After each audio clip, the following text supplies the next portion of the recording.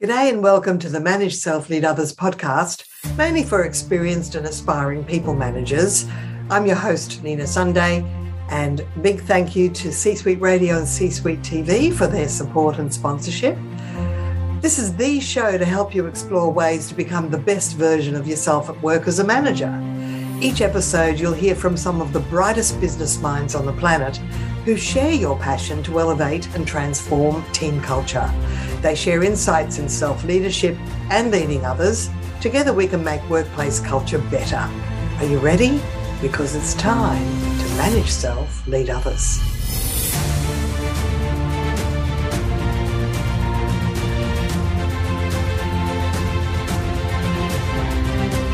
Hella Bundgaard is the founder of Motivation Factor Institute, focusing on translating new discoveries in neuropsychology into hands-on tools that support motivation.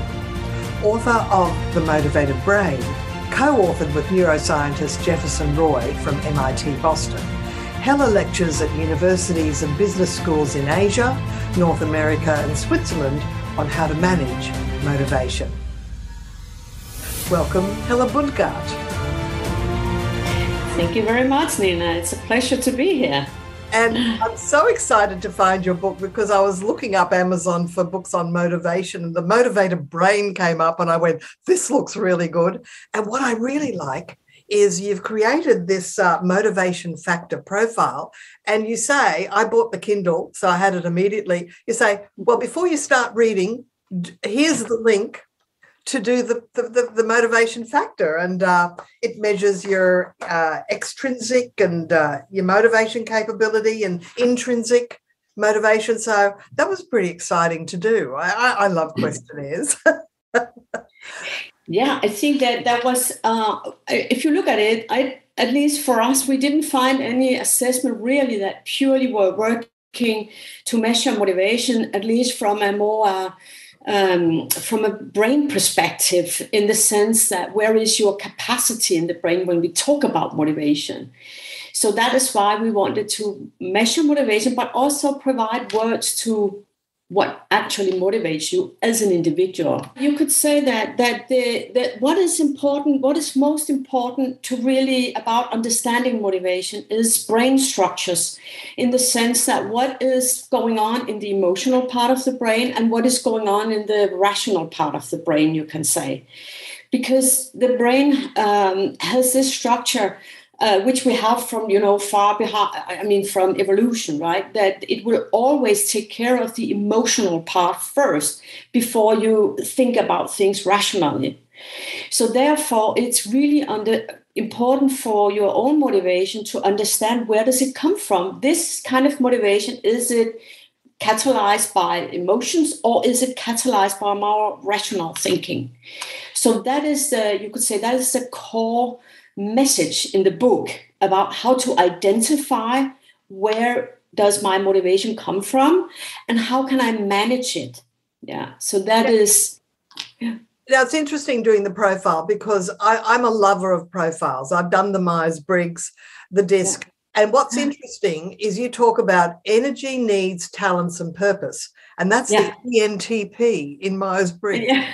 Made it real easy to remember it. I must love that. Absolutely. Well. I've heard that before, and actually I also come out as an ENTP. But the interesting thing here is, I have worked as an executive leadership coach for many years as well at the business schools. And I know, almost all these personality and typology assessments out there. What I struggled with myself was that if we go back to the Myers-Briggs, for instance, I come out as an extrovert, right? However, if my freedom, which is a need, which you can see in the assessment, if my freedom gets pushed too much, I get introverted behavior, I withdraw. So this is about understanding why. One thing is to be labeled. This is how you are, either from a personality trait point of view or from a typology point of view. But I was still lacking the true understanding about, okay, but why? Why is it sometimes I'm this and sometimes that? And the assessment that we developed are actually able to put those whys Essentially, this book and this episode is about how to crack the code of motivation, so managers can apply it with their team. Is that right? Now, to what extent are managers thinking about the deeper aspects of how to motivate individuals in their team? Because you more or less have to, it's a bit like marketing. You have to segment your target audience and market to their specific indicators. So managers too, it's not one size fits all. Is that right? Absolutely. And that is such a good question. And this, so you can say, honestly, you cannot motivate others. You can't do that unless they are motivated to be motivated, right? So this, about as a manager, actually, partly understanding your own motivation can be difficult enough, right? What is it that takes away your motivation and what gives you motivation? But then also try to understand other people's motivation, which again is individual and situational. That can be that can really be hard. So that is one thing but as a manager, I think that going through the book here, that at least gives you a good, I think, little framework to always look at it in this way. What is taking away motivation and what gives motivation? And this is the other thing, that there is an over focus on, staying people highly motivated, because actually it is what takes the motivation away that is a much bigger issue out there than keeping people motivated. Most people are motivated, but if they have too many things that takes away their motivation. You start the book comparing a little bit of Maslow's hierarchy of needs, and would it be correct to say that most managers should understand, at least be aware of Maslow's work? Or does yes. Or doesn't matter? Absolutely. No, but you are absolutely right, because it kind of speaks to the same, which is the different parts in the brain. We all know that as I said, if there's too many distractions, if we feel that we have an emotional thing that we can't really solve, then we are not thinking about, our purpose or all these about meaningfulness, maybe even. It is the same with Maslow, right? That if you don't have a shelter, if you don't have food, then you don't really care about realizing you're stuck in survival. You can only be go up the pyramid, and at the top is self-actualization. You can only go up the pyramid if your basic needs are looked after. So then you've got things like, achievement and mastery. And then you talk about Daniel Pink's work, because he brings it down to three things: purpose, mastery, and autonomy. Yes. And how useful was Pink's work there? Well, I mean, every work, I think, is useful that actually are talking about these things in a different way. And I think that what Daniel Pink has done is also that he has actually made it very tangible in some way. That's something that you can work with on a day-to-day basis, right? But the point here is that you can have a purposeful life. You can find meaning in your life, but you can still be dissatisfied and you can still be unhappy from time to time.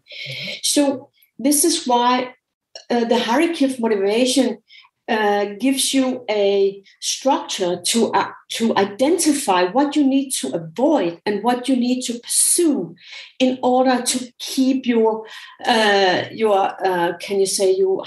or live this purposeful life that you want, find meaning. So it's just so the listeners are following, the hierarchy of motivation are those four terms that I mentioned earlier: energy, needs, talents, and purpose. Yes. Energy at the base, and then going up the pyramid. So that's the hierarchy, your motivation factor. And so you do start off your book asking the question, what are the conditions for intrinsic motivation in the workplace? And of course, intrinsic is coming from within. You're a self-driven person, as opposed to extrinsic, which is, prizes or remuneration or awards. Those are extrinsic, right? So I think intrinsic is deeper and more lasting, long lasting. Would that be right? Exactly. And the paradox here is that you can be so intrinsic motivated that it actually can decrease your performance. It can decrease a lot of things, because just imagine this, that you are an employee in a company, that you have been working with the same thing for a long time, a project, for instance, or whatever it could be. Then the management, start to launch a new strategy, a new change process, or whatever it could be. But you're so intrinsic motivated towards what you already are doing. So you don't really want to do something else. You just want to do this. Yeah. So this is why the missing component, from how I see it, is this, what we call motivation capabilities. How you could also say how resistant are you really to change, to actually say, okay, well, now I need to move over here. I'm very motivated towards this, but I do need to make this change. And how can I go about to do that faster than I would do normally?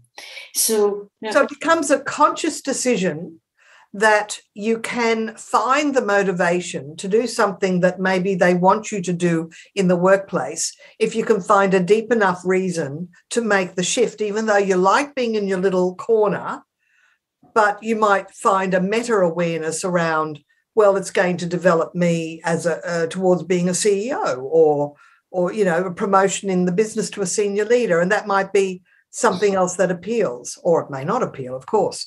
Is that sort of the track that I'm following with you? Yeah, we talk a lot about resilience, and you can say that this hierarchy of motivation gives you a structure. Let's just say that you, as I said, you're very intrinsically motivated towards the current strategy in the company. Now they want to move to a new strategy. Yeah. So what you can do with this hierarchy of motivation is that you can actually link it to any kind of objective. So in the sense that what drains my energy in regards to be motivated towards this new strategy? How is my need being threatened towards doing this? How can I apply my talents even more in this new strategy? And what is my purpose towards this new strategy? So in that sense, you can apply this hierarchy of motivation to any kind of objective. And so if a manager is leading a team and is trying to develop the capability of individuals, because we're very big on cultivating one-on-one meetings with people, a manager could actually talk about these four aspects, ENTP, energy, talents, needs, and purpose. Yeah. The way to frame the conversation to encourage someone who maybe is a little bit focused in a smaller area, and you want them to expand their focus. So it becomes a framework to have that conversation. Is that right? Exactly, Nina. It creates a structure to work with motivation. And as you said, have that conversation. Okay, what is currently draining your energy in regards to reaching your goals or objective? How does your needs... coaching conversation. Some people find it difficult even to put words to what motivates them, but they also find it difficult to put words to what demotivates them. Or maybe sometimes it's even easier to say what you don't want than to say what you want, right? And the other thing is that that when you, for instance, ask a person, so what is your previous successes, if you try to go down that route to find out what motivates people, well, what was a success in the past is not necessarily what are going to motivate you today, because motivation change. It's not chopped in stone. It does change, because motivation is always formed of your previous experiences, and those experiences change all the time, right? That's right. And even Vroom talks about expectation of success impacts whether you'll even start on a project, because if you think you're going to fail, you won't even try, because then you can save face and go, oh well, I didn't even try. So you can't fail if you don't try. So there's that whole push-pull there. I'd be interested to talk a little bit more about the energy drainers, because you talk about at least 6 types of energy drainers. Expectation energy drainers, boundary energy drainers, toleration energy drainers, and there's even would, should, and could energy drainers. Yeah, really exactly. Goes into that. So, and I have a feeling that that's important. So, can you tell us about that? Absolutely. We always, when we start working with motivation, whether it's on the individual or it's with a team, we always start to talk about what drains your energy right now. Yeah. So an energy drainer, the interesting thing here is that 80% of what drains people's energy is about something others do or don't do. Right? So the first thing is really to recognize that you can't change others. The other thing is to understand the formula behind the energy drainer, because an energy drainer occurs when your expectations doesn't match the life circumstances. For instance, micromanaging, that could be an energy drainer. My boss is micromanaging me, right? Or it could be coming back to the compliance systems again. That is also an energy drainer. Now, the whole work about the energy drainer is actually, first of all, to put words to it, to move it from the emotional part of the brain to the more rational part of the brain, because the emotional part of the brain doesn't have a language. And as long as it's just running around in the emotional part of the brain, it takes away space for you to actually be creative and think out of the box. So first, we need to put words to it. And this, let's just play with the energy drainer, that micromanaging. My boss is micromanaging me. So those 4 categories that we talk about, that energy drainer, you have a lot of expectations connected to that energy drainer. You have a lot of maybe standards, boundaries connected to that energy drainer. You're also tolerating something from that energy drainer. And you also feel some kind of guilt towards this energy drainer. So it's all about talking about it. So for instance, my question would be, the energy drainer is micromanaging. So what expectations do you have in regards to this? The simple answer is, well, I'm expecting not to be micromanaged. But there is a lot of other, so that it's all about putting words to it. And then when you have done that, move to the next question, talking about what would you like instead. And that is to move up here to think about solutions, opportunities, and what can you do that is within your circle of influence, that is within your control. You know what's interesting? What I'm relating it to is there was one year I had a student who'd finished high school, and she worked full-time for us, and it was what's called a gap year, right, before they go to university. And we had other staff as well. And I had a conversation with her one-on-one, and we just mapped out on the flip chart what are all her tasks, and then we rated them. Which are the ones that you like and you get pleasure from, and which are the ones that you don't like as much. And we actually worked out 2 or 3 parts of her tasks of her job that I went, well, if these are the ones that you dislike, why don't we see if we can assign those to other people in the office, so that because you're here more days than some of our other part-timers.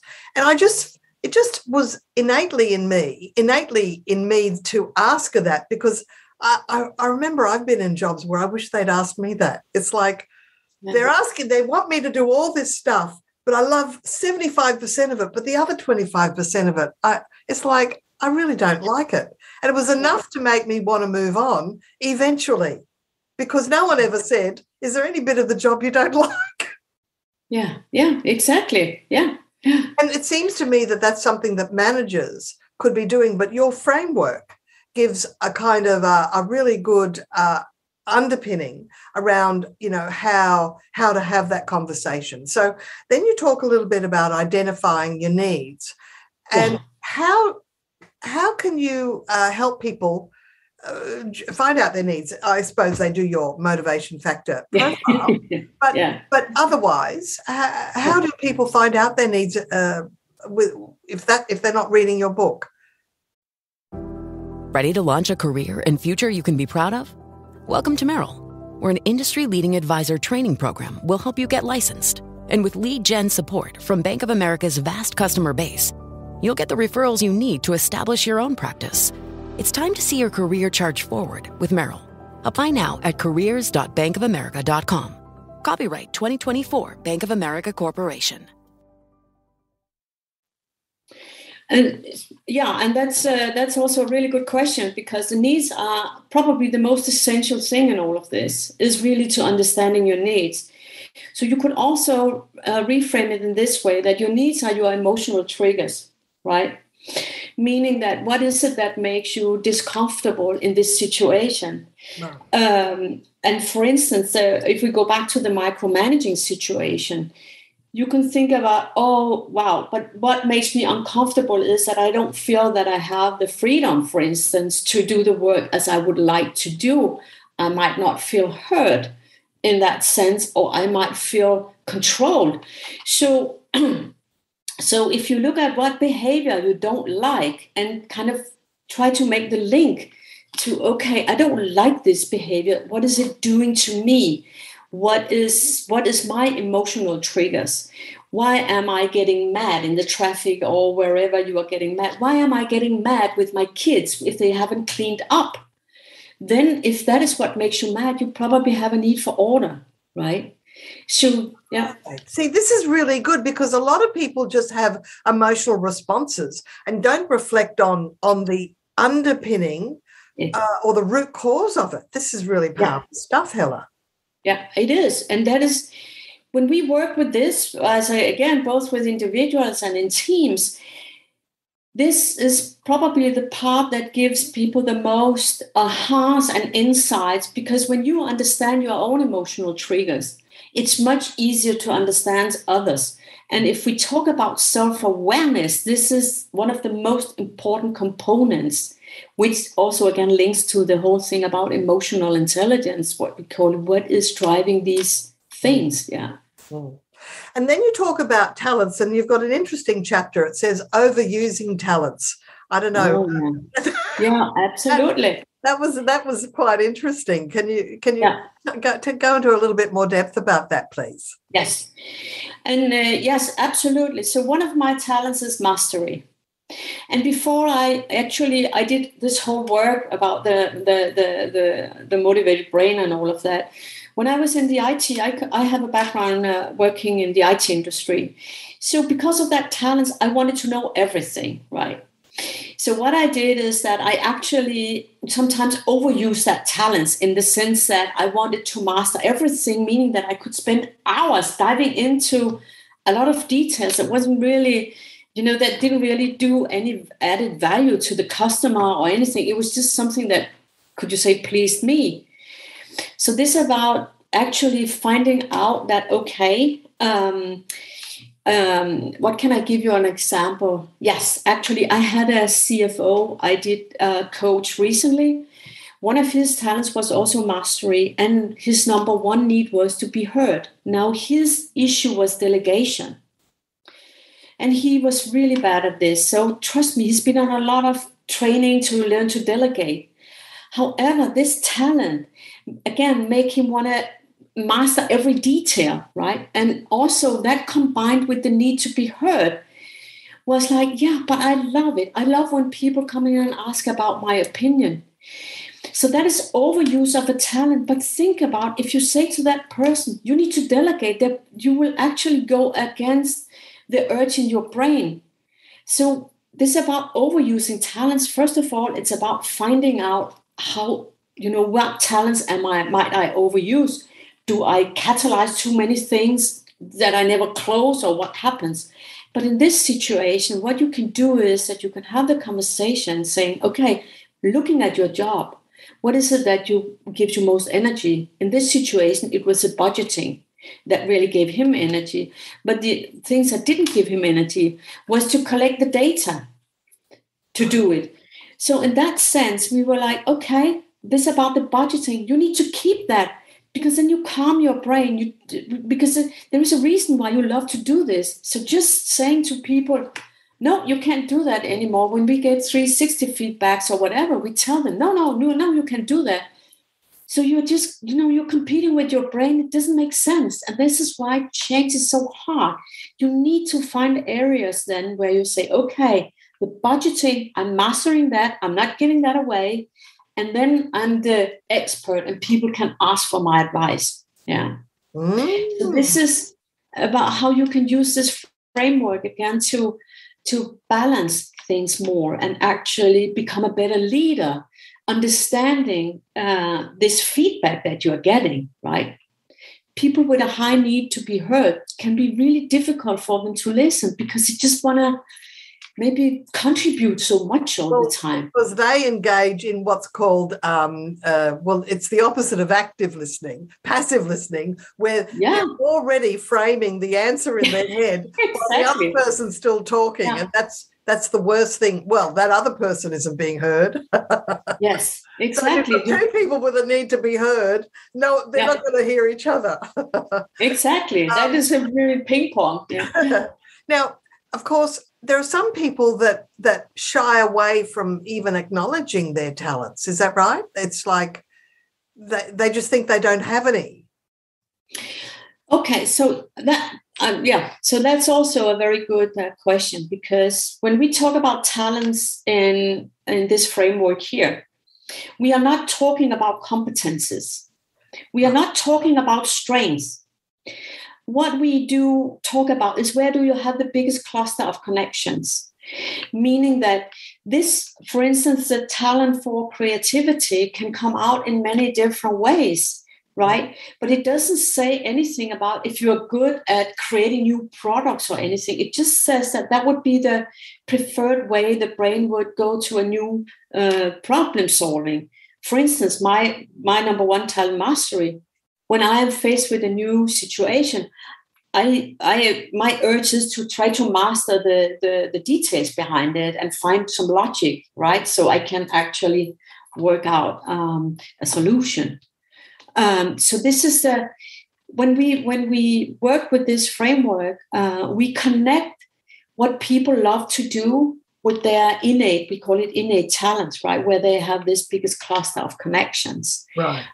From that, you can develop strengths and you can develop competences, but it's more that you understand the connection between what you are good at, what gives you energy, also to these innate talents, so you can use them more broadly, you could say. And you call this the motivation wheel, is that right? Energy, needs, talent, and we get to purpose now.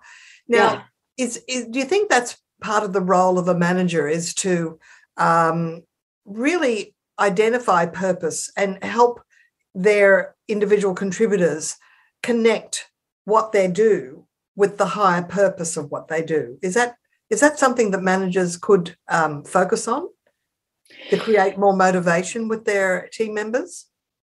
Absolutely. And you can say that it's about the why, right? So why am I as a person important in regards to this, right? And often when we talk about purpose, it gets so up-chunked that it's about what are you going to contribute to the world?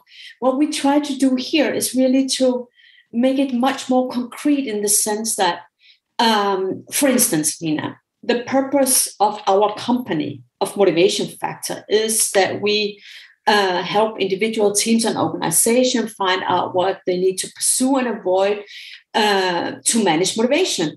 My individual purpose towards my company purpose is that through neuroscience, I develop and catalyze new programs and methodologies that help people find their motivation.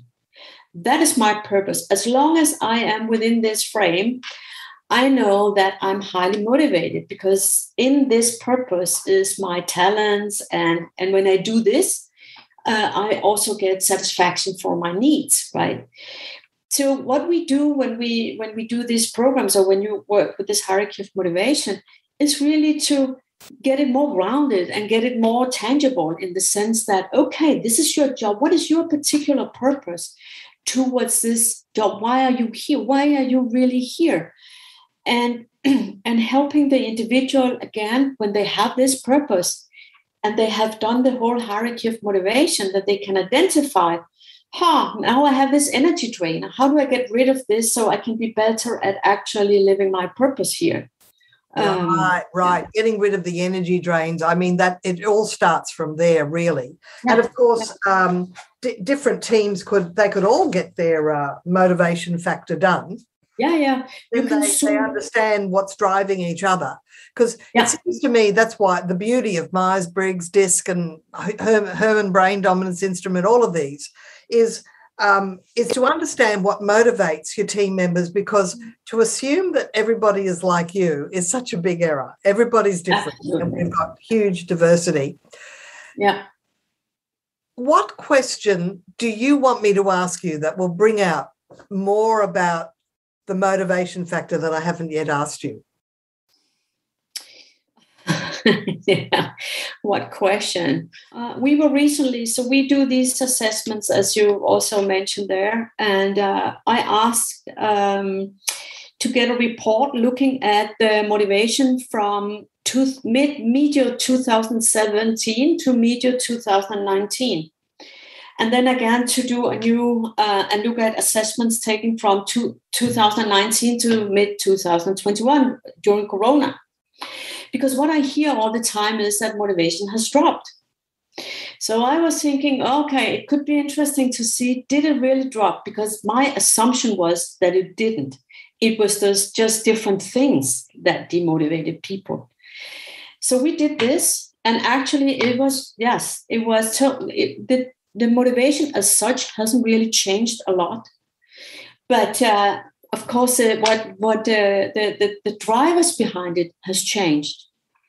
And I think that if there's one message I would like to get out here is that we need to look at motivation instead of looking at it in this rigid way that, we need to stay motivated. We are always motivated. It's about what is difficult for us human beings is to prioritize between the things that motivates us, right? Because everything we do is driven by motivation. Competing motivations. Is exactly. That it's yes. And of course, We've got the push-pull of our family versus the push-pull of our career, and then the push-pull of all of our recreational activities that we want to pursue. Yes, and also different people have different needs to be alone versus be with others. And it's we're navigating all of our motivations all the time in all these different contexts. Look, it's such an endless topic, but you've really put it in a nutshell. It's an easy read. Well, it's not simple. It's actually a very detailed and a very sophisticated yet easy to understand hierarchy of motivation and the wheel of motivation. It just flows so easily. So I thoroughly recommend this to any manager that wants to get under the surface of what drives motivation and the push-pull of it all. I don't think there's a simple answer, but at least you carve a few pathways that is part of the journey towards understanding how can you keep a team motivated and keep individuals within that team operating at a high performing level. Is that too simplistic to call it that way? No, not at all. Not at all. That is the whole thing here. That I spent 4 years putting this together with all the digging through this, and the purpose was to make it simple and actionable. Yes, that's exactly the phrases I'm looking for. It is simple, and yet it is a sophisticated concept. But you've made something complex very simple and easy to understand, but also it's very actionable. So how do you work with people, Helle? Do you work across time zones? Do you do one-on-one coaching with managers? Do you coach whole teams, maybe one at a time, or do group training? Well, tell us what you do. Yeah, so our company is based on train. You could say train the train, because that was the other thing. When I developed this, I didn't want to build a big consultants organization myself. So it was all a matter of putting all this knowledge into, as I said, simple, actionable tools, workshops that works, cross-culture, gender, personality traits, and all of that. So what we do is that we train others, and that could be a manager, it could be a consultants company that brings this out as an offering. It could be a coach that is getting certified in these tools that is around the motivated brain. So that is what we do. And today we have about 300, what we call them associates all over the world. So that means that if you are a company, if you're a leader, you can either hire a consultant, a facilitator, a coach to help you in your organization, in your country, or you can get certified yourself. So you get better at really working with this motivations as a management tool. And where are most of your consultants now? You're based in Denmark. We are based in Denmark, yeah. We have a huge... Unfortunately, not in Australia yet. So, but they would be happy to go there. Absolutely. So we have most of the associates is based in Asia and in North America. Right. Yeah. But of course, we also have in Europe, right? Yes. I also do some myself. Of course, that's always a balance, right? But I think it's important also to have the hands in the mold, you could say yourself, to keep you sharp out there. Yeah. So I also do some individual coaching and company training. So your website will be in the show notes, but tell us your website again, please, Helle. Yeah, it's motivationfactor.com. Yeah, that is our website. Yeah. That's exactly what the profile is, motivationfactor.com. Yes. Look, absolutely fascinating. It's an area that I think is a little bit neglected. Absolutely. And yet it's the underpinning of everything. So exactly, you're doing really good work, as well as your other co-author. Thank you very much, Nina. I really appreciate it, and thank you for having me in your show here. Yes, it's a real pleasure having this conversation. So thank you very much, Helle Bundgaard. Lovely to speak with you. This episode, we've been speaking with Helle Bundgaard on the Manage Self, Lead Others podcast for experienced and aspiring people managers. I'm your host, Nina Sunday. Thank you for listening. Until next time, ciao for now.